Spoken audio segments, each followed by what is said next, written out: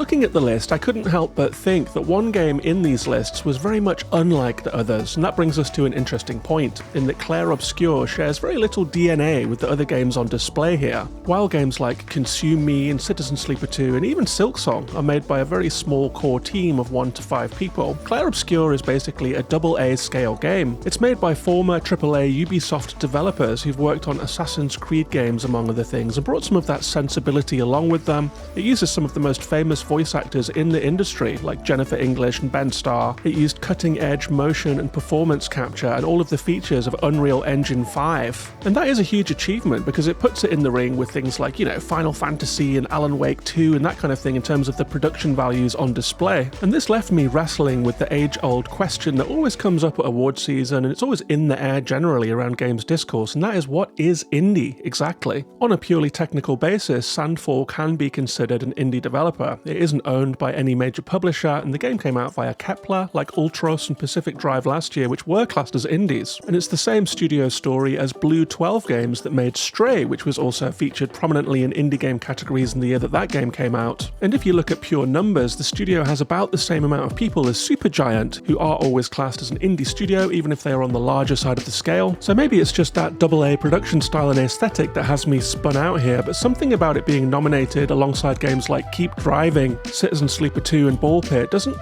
feel quite right. It doesn't feel like an indie game in a spiritual sense, but that's maybe a me issue. I'm not coming at 6-1 Indie or the Indie Game Awards. I absolutely love them. I think they're a great initiative, but I do think it makes for interesting conversation, and I would like to hear from you. What do you think? Would you have counted something like Hellblade: Senua's Sacrifice as an indie game when that was released? Is indie a purely technical distinction that involves ownership chains, the stock market, being owned by publishers and that kind of thing? Should there be a cap on the amount of people that allow you to be classed as an indie studio? Is it something to do with budget and the amount of resources that the studio had at their disposal? And where does that feel it in your bones vibe check sense of what an indie game looks like fit into the equation? Should it at all? Let me know your take in the comments. I'm genuinely eager to hear from you.